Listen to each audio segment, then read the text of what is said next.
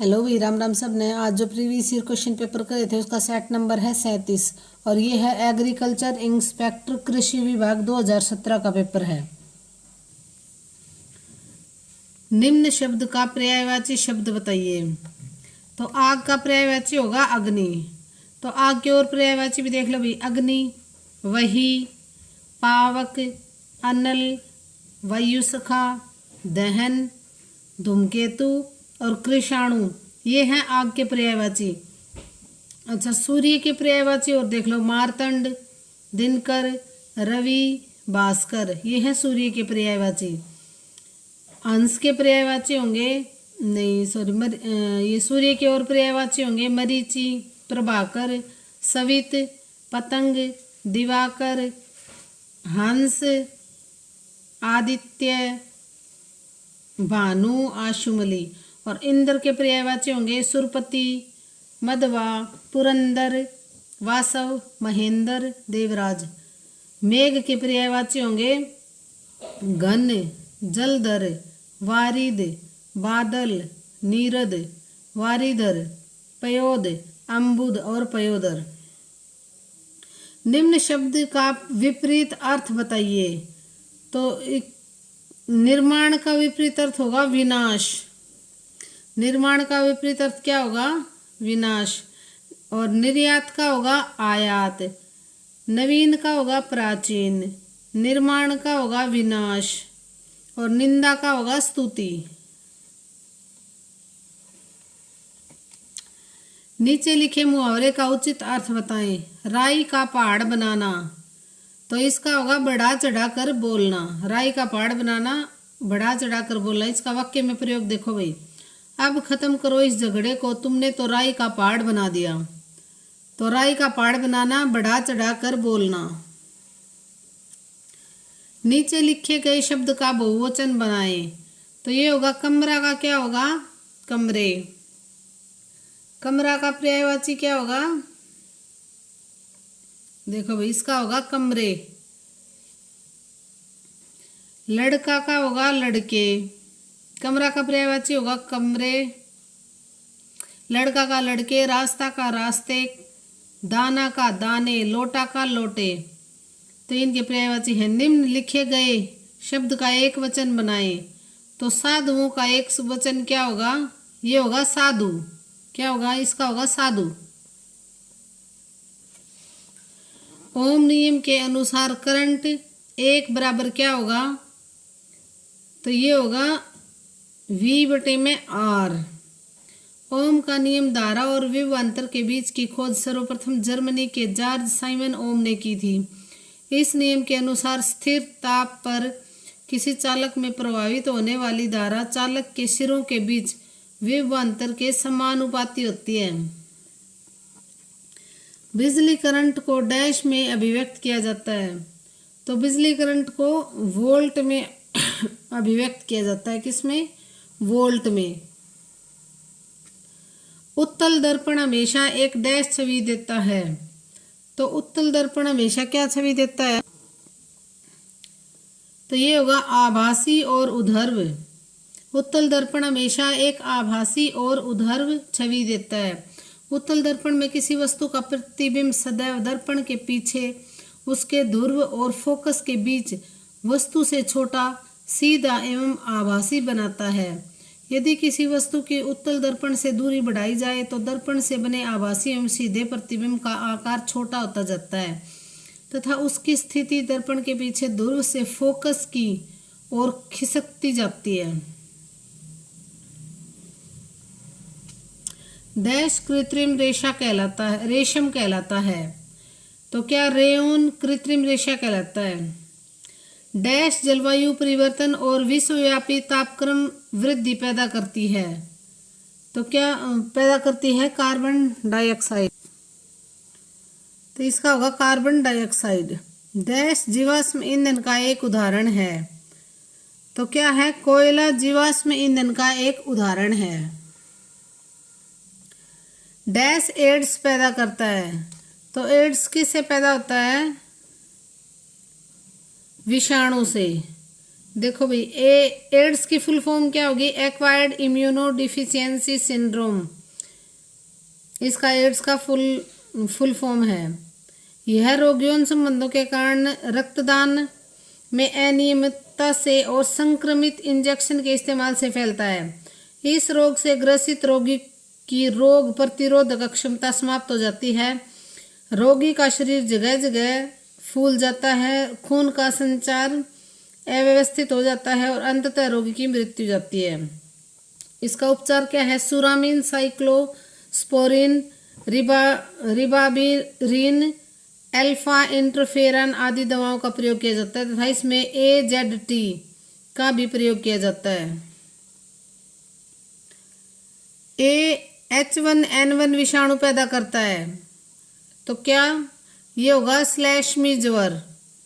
H1N1 विषाणु श्लेष्मी ज्वर को पैदा करता है। अद्वैत दर्शन शास्त्र द्वारा प्रतिपादित है, तो अद्वैत दर्शन शास्त्र किसके द्वारा प्रतिपादित है? ये है आदि शंकर। देखो भाई, अद्वैत और आदि शंकर, ऐसे अद्वैत ऐसे आदि शंकर दर्शन शास्त्र द्वारा प्रतिपादित किया गया है। प्रसिद्ध स्वतंत्रता सेनानी जो पंजाब केसरी के रूप में लोकप्रिय था वह डैश था, तो ये कौन थे? लाला लाजपत राय। प्रसिद्ध स्वतंत्रता सेनानी जो पंजाब केसरी के रूप में लोकप्रिय थे वह थे लाला लाजपत राय। वर्तमान में केंद्रीय विदेश मंत्री कौन है? तो ये हैं S जयशंकर। सुब्रमण्यम जयशंकर हैं वर्तमान में केंद्रीय विदेश मंत्री। The story of my experiments with truth पुस्तक किसने लिखी? तो ये बुक किसने लिखी थी भाई? महात्मा गांधी की है। The story of my experiment with truth, ये महात्मा गांधी की बुक है। वहीं खुशवंत सिंह की बुक है। खुशवंत सिंह ने Indira Gandhi returns the company of women तथा दिल्ली लिखा, जबकि APJ अब्दुल कलाम की है ignited minds. APJ Abdul Kalam की कौन सी? Ignited minds. तो the story of my experiment with truth किसकी है? महात्मा गांधी की। साहित्य अकादमी पुरस्कार पहली बार किस वर्ष दिए गए थे? तो ये दिए गए थे 1954 में। साहित्य अकादमी पुरस्कार वर्ष 1954 में पहली बार दिए गए थे। यह प्रत्येक वर्ष भारतीय भाषाओं की श्रेष्ठ कृतियों के लिए दिए जाते हैं। तो साहित्य अकादमी पुरस्कार श्रेष्ठ भारतीय भाषाओं की श्रेष्ठ कृतियों के लिए दिए जाते हैं, जिसमें एक ताम्रपत्र के साथ नगद राशि दी जाती है। इसमें नगद राशि 1 लाख दी जाती है। भारत में डैश समुद्री तट सबसे लंबा समुद्री तट है?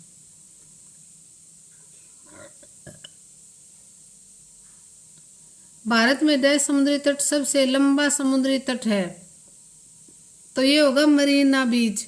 यह बीच दक्षिण भारत का एक चेन्नई महानगर में एक बीच है। यह बीच विश्व के सबसे लंबे तटों में से एक है।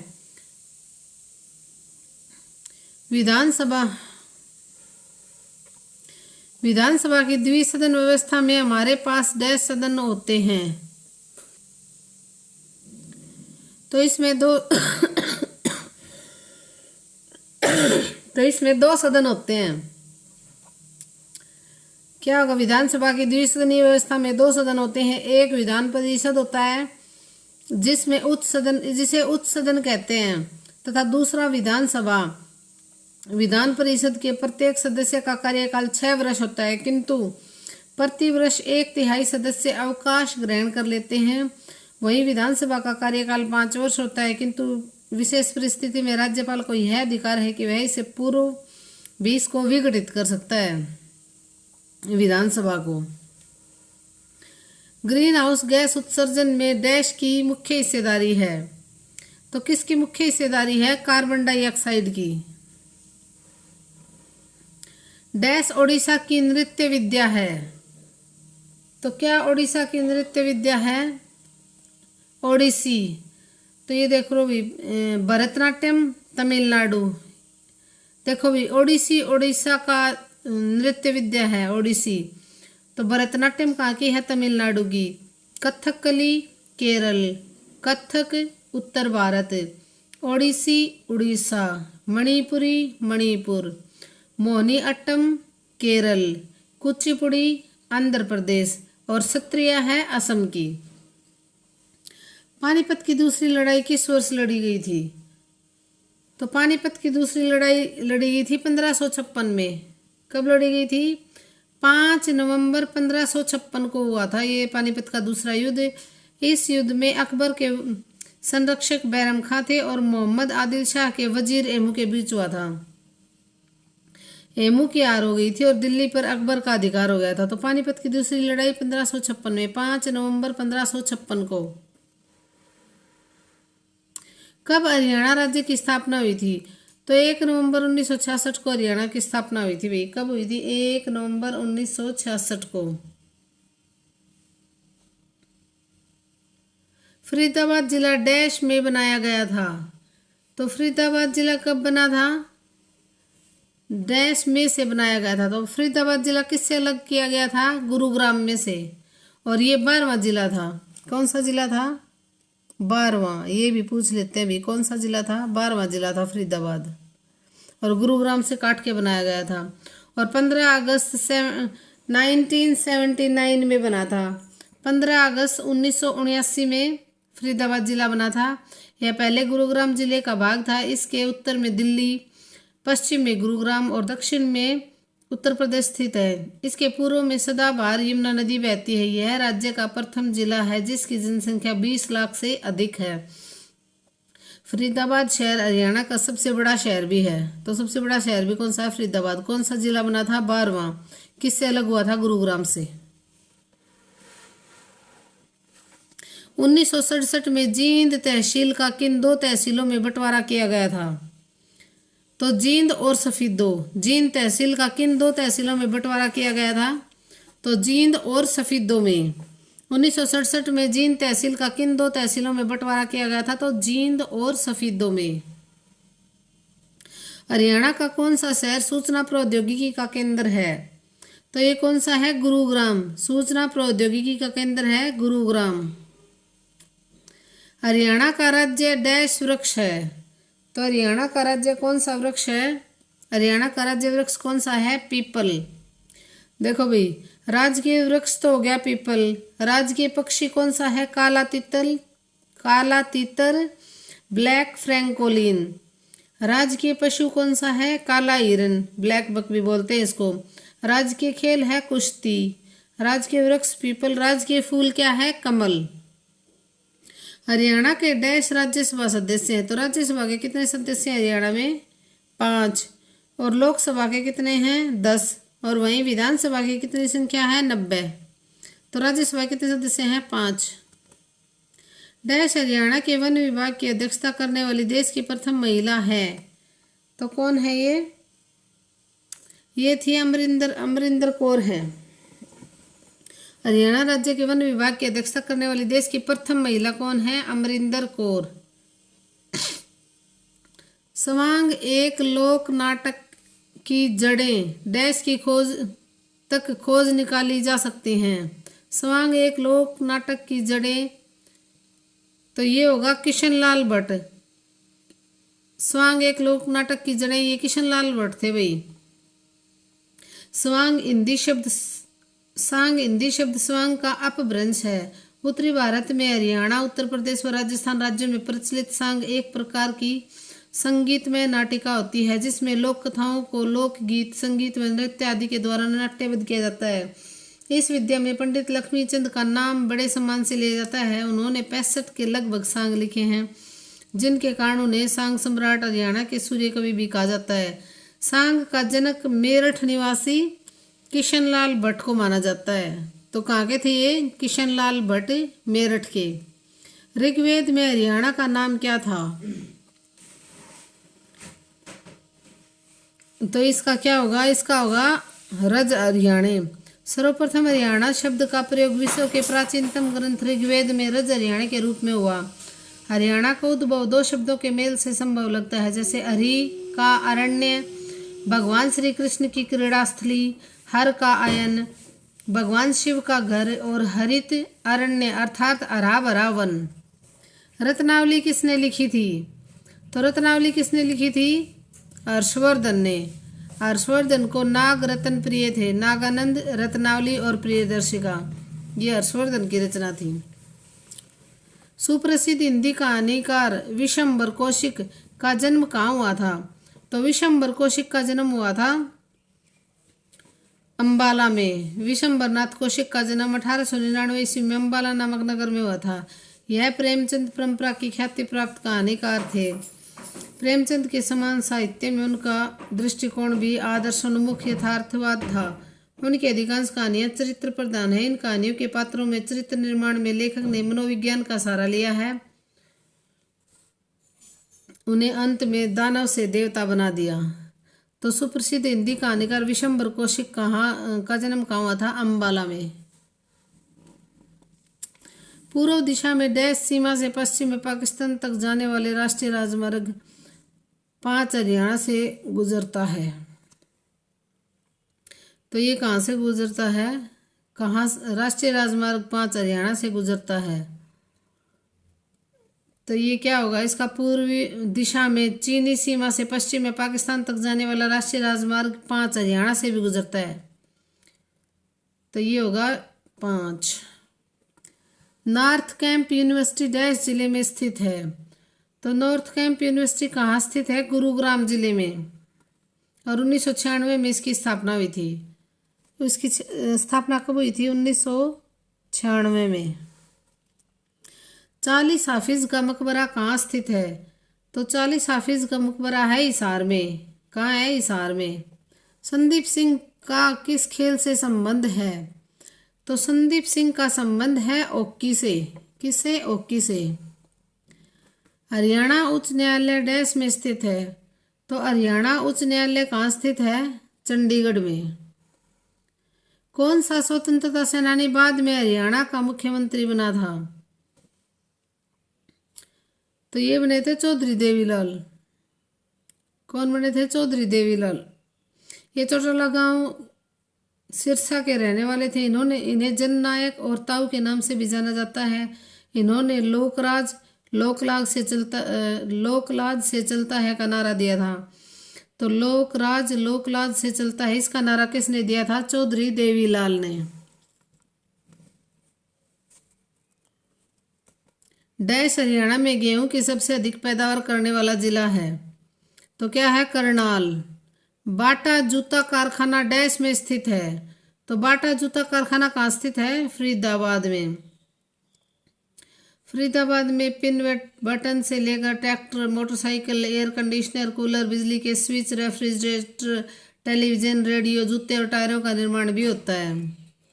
हरियाणा केसरी का खिताब किसने दिया था? तो हरियाणा केसरी का खिताब किसने दिया था? पंडित नेकीराम शर्मा ने। पंडित नेकीराम शर्मा ने हरियाणा केसरी का खिताब दिया था। और पंडित नेकीराम शर्मा का जन्म 4 सितंबर 1887 को रोहतक के केलंगा गांव में हुआ था। अब केलंगा आता है वही भिवाड़ी में। 1916 ईस्वी में लोकमान्य बाल गंगाधर तिलक के स्वराज्य संघ के सदस्य बने। 1921 से 22 में असहयोग आंदोलन में भाग लेने के कारण इन्हें 1 वर्ष का कारावास भी मिला। इन्होंने भिवाड़ी से संदेश नामक एक साप्ताहिक हिंदी पत्र भी निकाला। यह हरियाणा केसरी के नाम से विख्यात रहे। तो हरियाणा केसरी का खिताब किसे दिया था? पंडित नेकीराम शर्मा को। हरियाणा में एशिया का सबसे बड़ा पशु फार्म कहाँ स्थित है? तो ये है हिसार में। कहाँ स्थित है? हिसार में। राष्ट्रीय डेयरी अनुसंधान संस्थान हरियाणा में एशिया का सबसे बड़ा पशु फार्म।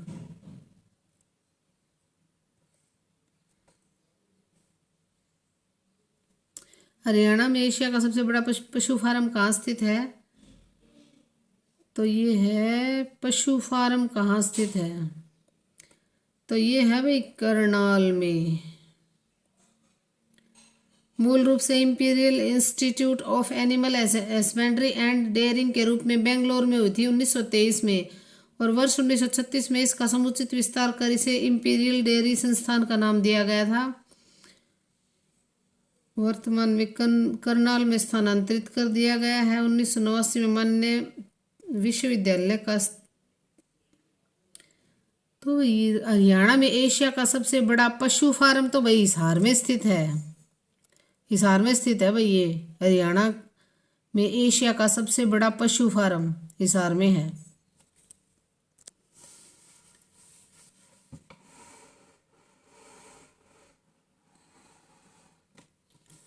निम्नलिखित किस नृत्य विद्या का प्रदर्शन पुरुषों और महिलाओं द्वारा किया जाता है? तो किसका? झूमर का। मंजीरा लोक नृत्य में निम्नलिखित में से कौन सा उपकरण बजाया जाता है? तो कौन सा बजाया जाता है? नगाड़ा, डफली, मंजीरा, ये उपयुक्त सभी बजाए जाते हैं। हरियाणा की धमाल नृत्य विद्या का प्रदर्शन डैश में किया जाता है?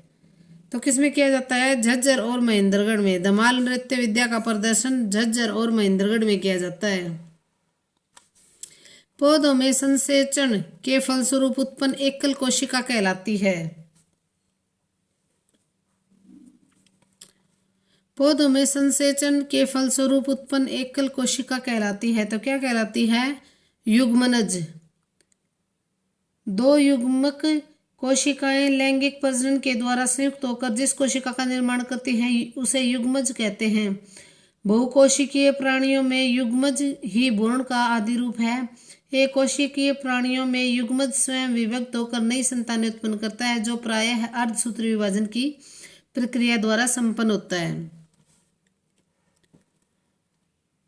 निम्नलिखित में से कौन सी फसल अच्छी जल निकासी वाली उर्वर मृदा, मध्यम तापमान और ढेर सारी धूप की आवश्यकता रखती हैं? तो ये क्या होगी? मकई। मक्का उत्पादन के लिए भौगोलिक कारक: उपोष्ण कटिबंध, तापमान 25 से 30 सेंटीग्रेड होना चाहिए, वर्षा 60 से 120 सेंटीमीटर होनी चाहिए, मिट्टी चिकनी, दोमट एवं कांप मिट्टी होनी चाहिए, खाद में नाइट्रोजन और सल्फेट आदि डालते हैं। तो मकई के लिए बता रखे हैं भैया। सर्दी में किस रबी फसल की बुआई की जाती है? तो सर्दी में किसकी की जाती है? गेहूं की। अक्टूबर नवंबर में बोई जाती है, मार्च अप्रैल में काट ली जाती हैं। इनकी मुख्य फसलें हैं गेहूं, जौ, चना, मटर, सरसों, आलू, राई आदि। निम्नलिखित कौन सा एक अजैविक उर्वरक है? तो निम्नलिखित कौन सा एक अजैविक उर्वरक है? ये है पोटेशियम नाइट्रेट। क्या है? पोटेशियम नाइट्रेट एक रासायनिक यौगिक है। इसका अणुसूत्र KNO3 है। यह आयनिक लवण है। इसे शोरा भी कहा जाता है। इसका उपयोग मुख्यतः उर्वरक, रॉकेट के नोदक तथा पटाखों से होता है। निम्नलिखित किस आधुनिक सिंचाई विधि से जल का संरक्षण होता है? तो किससे? स्प्रिंकलर सिंचाई के द्वारा। स्प्रिंकलर सिंचाई के द्वारा। निम्नलिखित किस फसल को दूसरों की तुलना में अधिक बार सिंचाई की आवश्यकता होती है? तो धान को सबसे अधिक सिंचाई की आवश्यकता होती है। धान के खेत में पानी खड़ा रखना पड़ता है भाई। अपतरणों, खरपतवार को नियंत्रित करने के लिए बुआई से पहले क्या किया जाता है? तो बुआई से पहले मिट्टी की जुताई की जाती है। क्या की जाती है? मिट्टी की जुताई। निम्नलिखित कौन सा रासायनिक पदार्थ पोषक तत्वों से समृद्ध है? तो ये क्या होगा? उर्वरक। एक संकर पादप प्रारूप का सर्जन करने हेतु वांछित गुणों वाले दो पादप प्रजातियों को प्रयोग करने की प्रक्रिया डैश कहलाती है? तो क्या कहलाती है? पादप प्रजनन। क्या कहलाती है? पादप प्रजनन। स्वपरागण है। तो क्या है स्वपरागण? एक पादप से पुंकेसर का सीधे उसी पादप के वर्तिकाग्र पर स्थानांतरण। निम्नलिखित कौन सा वृद्धि जनन स्वपरागण पादप है? तो इसका होगा आलू। स्वपरागण फसल चयन करें। तो स्वपरागण फसल कौन सी है? चावल। वांछित पादपों के बीच प्रतिसंकरण में निम्नलिखित कौन सा कार्य किया जाता है? तो ये नर पादप से पुष्परज कणों का नर पादप के पुष्प के वर्तिकाग्र पर स्थापन। गाय का पहला दूध प्रथम स्तन्य खीस बछड़े को कम से कम डैश पिलाया जाना चाहिए? तो ये होगा 48 घंटे पिलाया जाना चाहिए, 48 घंटे पिलाया जाना चाहिए।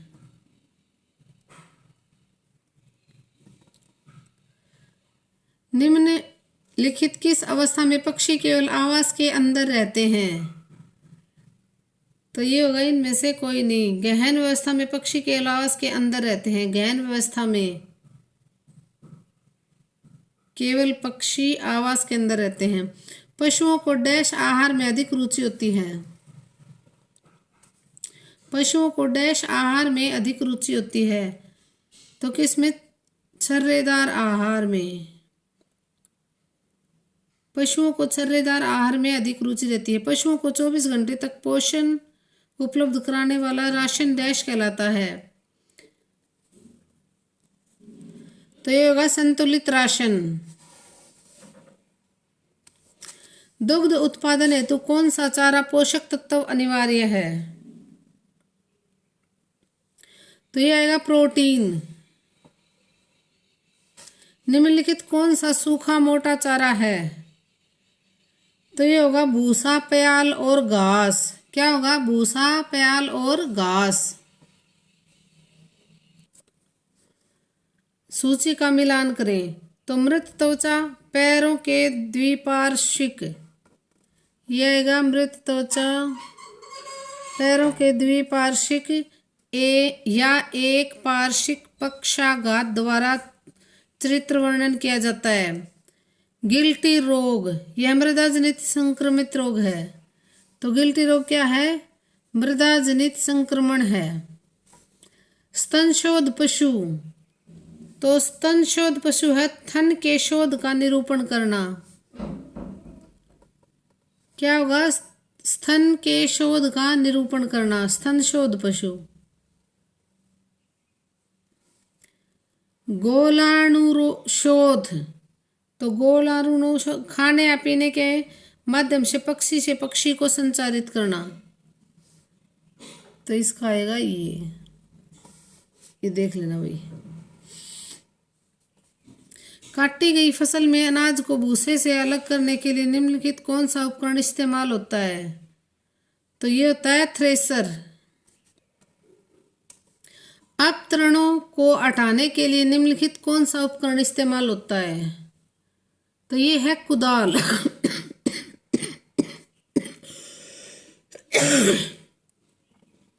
निम्नलिखित कौन सा मिट्टी जुताई उपकरण का उदाहरण है?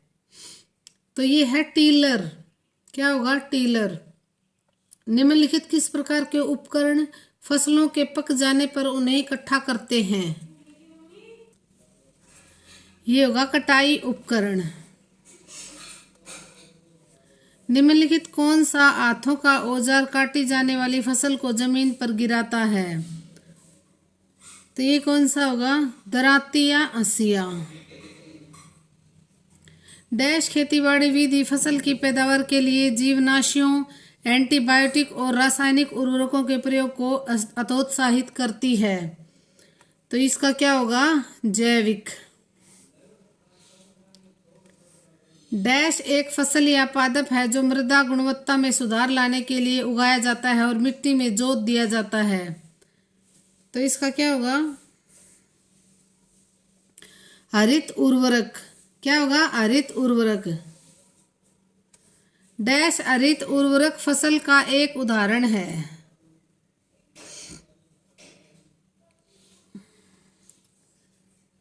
तो ये क्या है? चावल हरित उर्वरक फसल का एक उदाहरण है।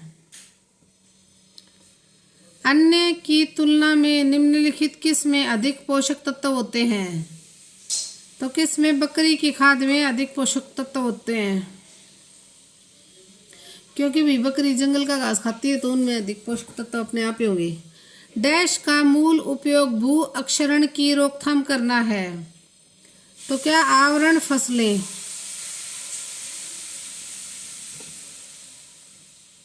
फलों, सब्जियों और फूलों की खेतीबाड़ी की कला कहलाती है। तो ये कहलाती है बागवानी। अंगूरों का अध्ययन है। तो क्या है? द्राक्षा कृषि। अंगूरों का अध्ययन क्या है? द्राक्षा कृषि। कुकुमा एरोमेटिक का आम नाम क्या है? कुरकुमा तो कुरकुमा एरोमेटिक का आम नाम क्या है? इसका है जंगली हल्दी। ये जंगली हल्दी है। कुरकुमा एरोमेटिका करक्यूमा जीनस का सदस्य है जो जीबरेसेड परिवार से संबंधित है। कुरकुमा ऑस्ट्रेलिया के वनस्पति के रूप में करीब जंगल